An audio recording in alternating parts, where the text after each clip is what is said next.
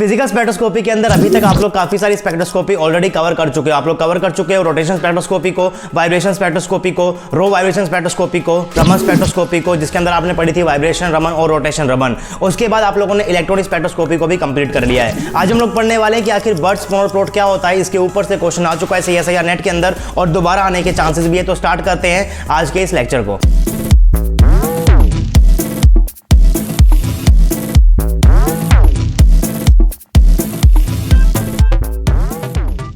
Hey guys, this is RJ and welcome to RJ Academy. So this is lecture number 30 of physical spectroscopy. I hope कि आप लोगों ने इस course को बिल्कुल स्टार्टिंग से फॉलो किया है, लेक्चर नंबर 1 से फॉलो किया है। अभी तक हम लोग काफी सारी स्पेक्ट्रोस्कोपी ऑलरेडी कवर कर चुके हैं। हम लोग पढ़ चुके हैं कि आखिर रोटेशन स्पेक्ट्रोस्कोपी क्या होती है, वाइब्रेशन स्पेक्ट्रोस्कोपी क्या होती है। इनको हमने मिलाकर हमने क्या पढ़ा था, रो वाइब्रेशन स्पेक्ट्रोस्कोपी को भी हम लोग पढ़ चुके हैं। फिर आप लोगों ने क्या पढ़ी थी, आपने पढ़ी थी रमन स्पेक्ट्रोस्कोपी और रमन स्पेक्ट्रोस्कोपी के अंदर आपने पढ़ी थी वाइब्रेशन रमन और आपने पढ़ी थी रोटेशन रमन। फिर आप लोगों ने सारी स्पेक्ट्रोस्कोपी को मिलाकर पढ़ा जिसको आप लोग बोलते हो रोटेशन वाइब्रेशन रमन स्पेक्ट्रोस्कोपी, और उसके बाद आपने पढ़ी थी इलेक्ट्रॉनिक स्पेक्ट्रोस्कोपी। तो आई होप कि आपको सारी की सारी स्पेक्ट्रोस्कोपी समझ में आ गई होगी, सारे के सारे प्रिंसिपल समझ में आ गए होंगे, सारे कॉन्सेप्ट आपके क्लियर हो गए होंगे। साथ में आप लोग सारे के सारे प्रीवियस ईयर क्वेश्चंस को भी अटेम्प्ट कर पा रहे होंगे। 90% ऑफ द क्वेश्चंस मैंने आपको कोर्स के अंदर ही करा दिए। कुछ क्वेश्चंस बचे हुए हैं, उनको आप लोग खुद ही प्रैक्टिस कर सकते हो। कोई भी डाउट आपको है तो आप लोग नीचे कमेंट बॉक्स के अंदर कमेंट भी कर सकते हो। आज हम लोग पढ़ने वाले हैं कि आखिर बर्ड्स स्पॉनर प्लॉट क्या होता है। इस प्लॉट की हेल्प से आप लोग डिटरमाइन कर पाते हो अपनी डिसोसिएशन एनर्जी को।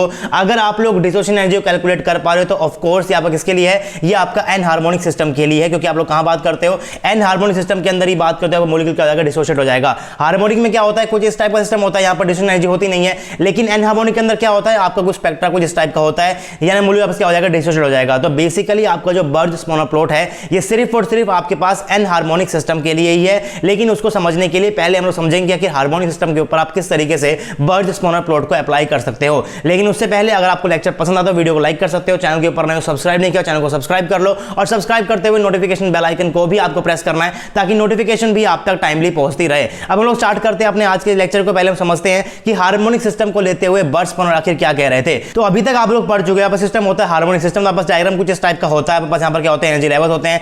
n=0 है, n=1 है, n=2 है, n=3 है, n=4 है। इस तरीके से आपके पास ऊपर चलता रहता है। एनर्जी एक्सप्रेशन भी आपको याद है, बस क्या होता है, En=n+1/2 में hν। अगर मैं यहाँ पर पुट करूंगा n की वैल्यू से आपस क्या निकल जाएगा, हाफ hν निकल जाएगा। यानी कि बस ये क्या होता है, हाफ hν के बराबर होता है। अगर मैं पुट करूंगा n की वैल्यू में क्या निकल जाएगा, 3/2 hν निकल जाएगा। बस क्या होता है, 3/2 hν हो जाएगा। उसके बाद ये क्या हो जाएगा, 5/2 hν, 7/2 hν, 9/2 hν। तो इस तरीके से आपके पास लाइन की जो एनर्जी है वो चलती रहती है। बट अगर आप लोग यहाँ पर इनके बीच का गैप देखो, बस ये क्या होता है, हमेशा कांस्टेंट होने वाला है। कितना होने वाला है, वो hν के बराबर होने वाला है। आपके पास क्या हो जाएगा, 3/2 hν माइनस का 1/2 hν क्या निकल कर आएगा, hν निकल कर आएगा। 5/2 hν माइनस का 3/2 hν बस क्या निकल कर आएगा, hν के बराबर निकल कर आएगा। और ये बात आप लोग पढ़ भी चुके वाइब्रेशन स्पेक्ट्रोस्कोपी के अंदर कि अगर आपके पास सिस्टम होता है हार्मोनिक तो उस केस के अंदर आपके पास जो स्पेसिंग होती है क्या होती है, बस सेम होती है। कितनी होती है, वो hν के बराबर होती है। तो अगर आपको डिसोसिएशन एनर्जी निकालनी होती है तो आपको जरूरत पड़ती है एन हार्मोनिक की, क्योंकि यहां पर आपके पास मॉलिक्यूल डिसोशिएट होगा ही नहीं। जितना वो इधर की तरफ जा रहा है उतना वो इधर की तरफ आ रहा है। इस तरीके से करता रहेगा, वाइब्रेट करता रहेगा।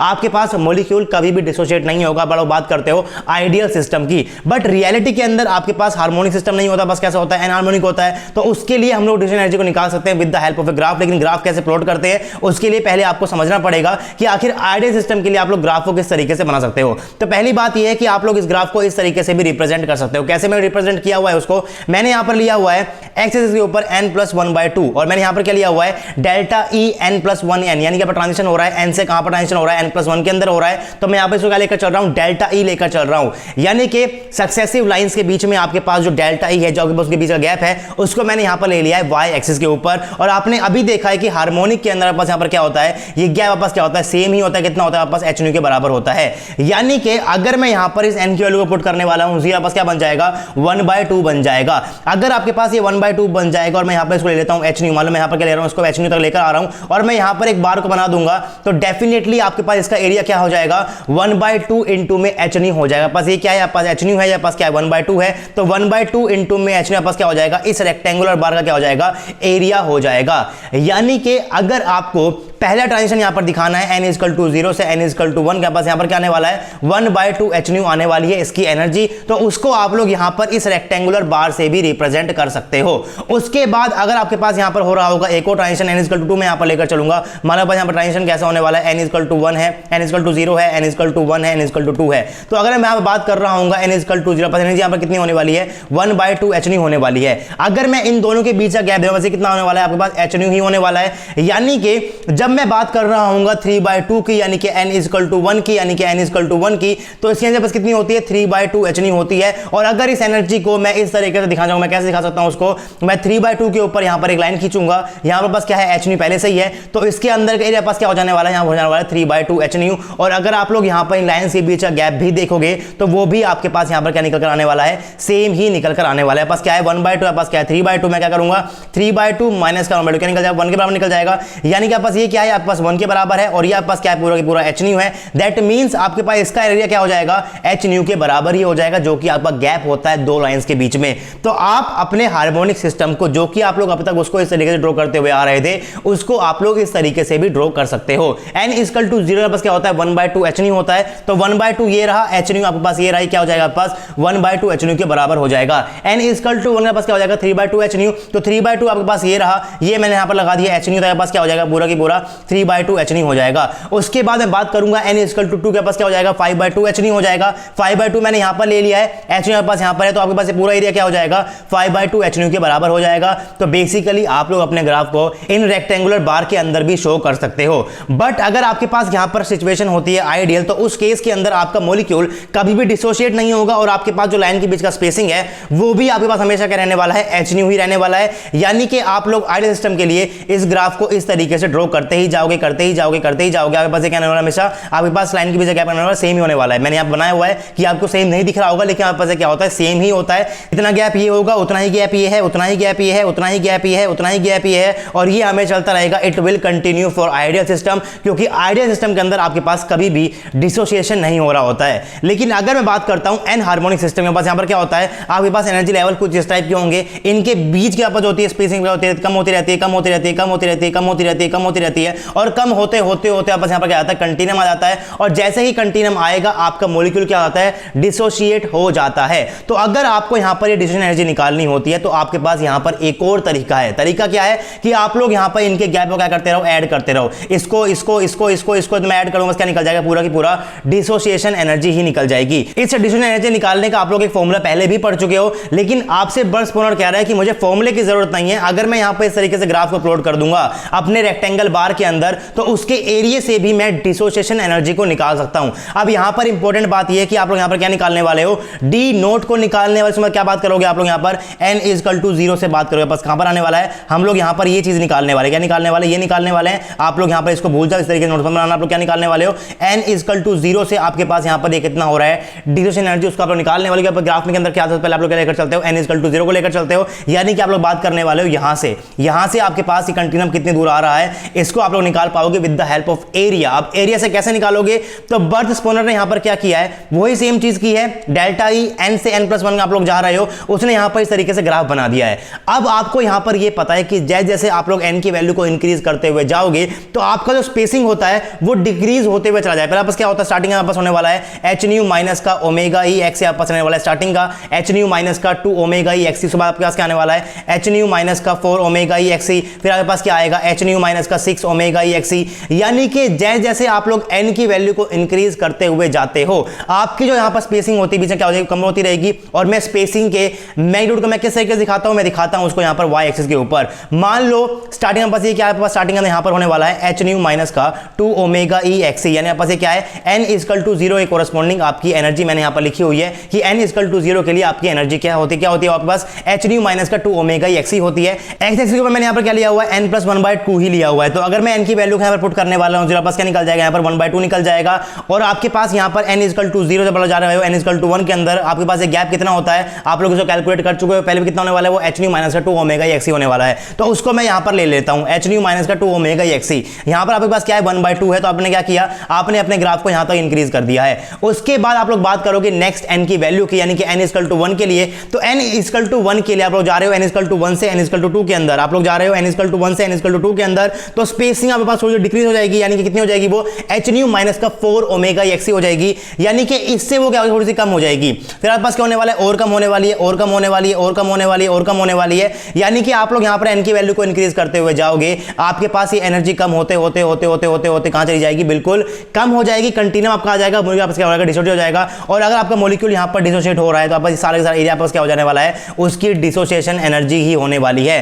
डिसोसिएशन एनर्जी को कैलकुलेट करने के आपके पास यहां पर बहुत सारे तरीके हो सकते हैं। पहला तरीका आपके पास यहां पर क्या है कि आप लोग फॉर्मूले को याद कर लो, आपके पास फॉर्मूला क्या निकल कर आ रहा था, उस फॉर्मूले को आप लोग याद कर सकते हो, वहां से आप लोग डी नोट को बड़े इजीली निकाल सकते हो। लेकिन बर्ड्स स्पूनर आपसे कह रहा है कि अगर मैं यहां पर इस ग्राफ को ड्रॉ कर सकता हूं तो मैं इस ग्राफ को इस तरीके से भी ड्रॉ कर सकता हूं। अगर मैं उसको इस तरीके से ड्रॉ करूंगा, उसके बाद जिस भी वाइब्रेशन क्वांटम नंबर तक आप लोग जा रहे हो, जिस भी वाइब्रेशन क्वांटम नंबर तक जा रहे हो, उसके बाद में आपके यहां जितने भी आपके आने वाले रेक्टेंगल बार, अगर मैं इनके एरिया को ऐड कर दूंगा तो बस क्या निकल जाएगी, डिसोसिएशन एनर्जी ही तो निकलेगी, क्योंकि आपके पास ये क्या है, वही चीज आप लोग यहां पर ड्रॉ कर रहे हो। आप लोग यहां पर अपने हर एक एनर्जी लेवल का जो आपके पास एनर्जी गैप था उसको मैं यहां पर क्या दिखा रहा हूं, रेक्टेंगुलर बार से दिखा रहा हूं, यानी कि उसका एरिया आपके पास क्या बता रहा होगा, इस ट्रांजिशन का आपके पास फ्रीक्वेंसी बता रही होगी। तो अगर आप लोग यहां पर इन सारे रेक्टेंगल बार के एरिया को ऐड कर दोगे, बस क्या निकल जाएगा, डी नोट ही आपके पास निकल कर आ जाएगा। अब इस ग्राफ को आप लोग प्लॉट कैसे करते हो, तो बेसिकली आप लोग क्या करते हो, स्टार्टिंग के अंदर कुछ क्वांटम नंबर के लिए n = 0 के लिए, 1 के लिए, 2 के लिए, 3 के लिए, 4 के लिए, 5 के लिए, 6 के लिए, 6 तक के लिए आप लोग क्या करते हो, अपने पॉइंट्स को इस तरीके से मार्क कर लेते हो।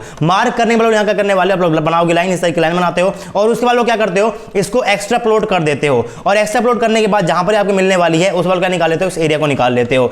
यानी कि आपस यहां पर क्या होने वाला है, अप्रोक्सीमेशन ही होने वाला है। आप लोग कुछ क्वांटम नंबर के लिए अपनी वैल्यूज को यहां पर लेकर चलते हो, कुछ पॉइंट आप लोग यहां बनाते हो, उसके बाद आप लोग करना पड़ता है यहां पर एक्स्ट्रापोलेशन, और जब आप लोग एक्स्ट्रापोलेशन करोगे दैट मींस आप लोगों ने यहां पर क्या ले लिया है, अप्रोक्सीमेशन ले ली है। तो आप लोग इस मेथड से एग्जैक्ट वैल्यू नहीं निकाल पाओगे, अप्रोक्सीमेट वैल्यू को निकाल पाओगे, क्योंकि बेसिकली आपको यहां पर करना पड़ता है, अपनी लाइन को करना पड़ता है, बाद में एक्स्ट्रा प्लॉट करना पड़ता है। और रियलिटी के अंदर आपके पास इस टाइप की लाइन होती भी नहीं है। जैसे आप लोग यहां पर पहुंचोगे, आप लोग यहां पर पहुंचने वाले हो हायर वाइब्रेशन क्वांटम नंबर के ऊपर, आपका मॉलिक्यूल क्या होता है, एकदम से डिसोसिएट हो जाता है, और आपकी लाइन क्या हो जाएगी, कुछ इस टाइप से हो जाती है। वो इस टाइप से सीधी नहीं रहती है, क्या हो जाएगी, कुछ इस टाइप से हो जाएगी, यानी कि टोटल लाइन कैसे होती है, जैसा ही आपका मॉलिक्यूल कंटिन्यूम की तरफ पहुंच रहा होगा वो तभी की तभी ब्रेक हो जाएगा। ऐसा नहीं है कि वो धीरे धीरे धीरे धीरे धीरे धीरे धीरे ब्रेक होगा, वो क्या हो जाएगा, एकदम से ही ब्रेक हो जाएगा। तो रियलिटी के अंदर आपकी लाइन कुछ इस टाइप की हो रही होती है, सीधी जाएगी, उसके बाद क्या हो जाएगा, एकदम से वो नीचे की तरफ बेंड हो जाती है। तो रियल लाइन आपस क्या होती है, ये रेड लाइन मैंने बनाई हुई क्या होती है, बस रियल लाइन होती है, बस क्या होती है, रियल लाइन होती है। लेकिन हम लोग क्या कर रहे होते हैं, यहां पर कर रहे होते हैं एक्स्ट्रा प्लॉट। एक्स्ट्रा प्लॉट करने के बाद लोग क्या कर सकते हो,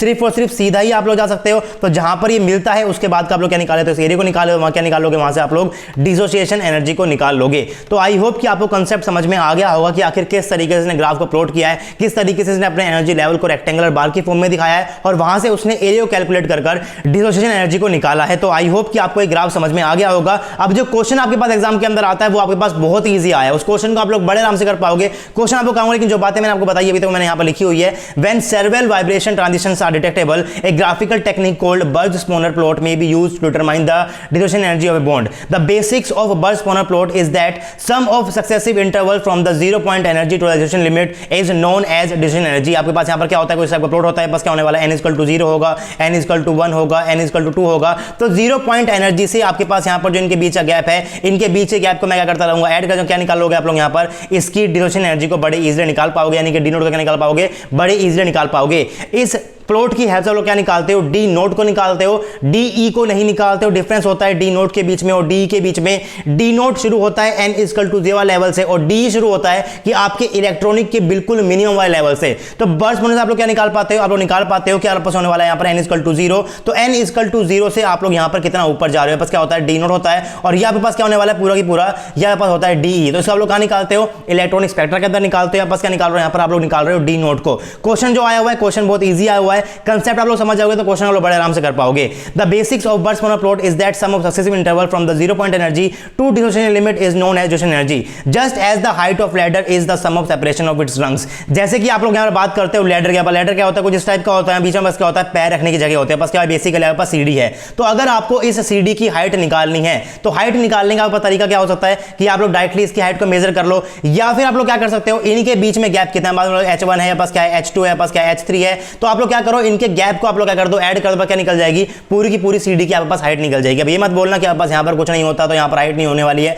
तो मैं बेसिकली मानकर चलूंगा आप लोग यहाँ पर इसको भी लेकर चलोगे, आप लोग यहाँ पर स्टार्टिंग के अंदर इसको भी लेकर चलोगे, तो जब आप लोग इन सबकी हाइट को निकाल के ऐड करोगे क्या निकल जाएगी, पूरे सीडी की आपके पास हाइट निकल जाने वाली है। इसी को मैं क्या बोल रहा हूं, just as the height of ladder as the sum of separation of its rungs. इसके मैं क्या बोलता हूं, बीच वाले पार्ट को मैं क्या बोल रहा होता हूं, इसमें रंग्स बोल रहा होता हूं, तो इन रंग्स के बीच का सेपरेशन होती है, अगर मैं इनको ऐड करूंगा क्या निकल जाएगा, पूरी की पूरी सीडी की हाइट भी निकल जाएगी। इसी कंसेप्ट को बर्च ने अपने प्लॉट के अंदर यूज किया हुआ है, सेम कंसेप्ट यूज किया हुआ है, जैसे हम लोग निकाल सकते हैं सीडी की हाइट को, वैसे हम लोग निकाल सकते हैं डिस्ट्रीब्यूशन एनर्जी को भी। द कंस्ट्रक्शन ऑफ प्लॉट और graph is an approximation, the area under the plot of transition wave number against the vibration quantum number is equal to distribution energy of the molecule. आपने जो plot draw किया है वो किसके बीच में किया हुआ है, यहां पर लेकर चलते हो डेल्टा ई लेकर, क्या लेकर चलते हो आप लोग, लेकर चलते हो transition wave number against vibrational quantum number लेकर चलते हो आप लोग, n प्लस का 1/2 लेकर चलते हो। अब जरूरी नहीं है कि आप लोग यहां पर हमेशा n प्लस 1/2 ही लेकर चलोगे, आप लोग यहां पर लेकर चल सकते हो n प्लस 1 को भी।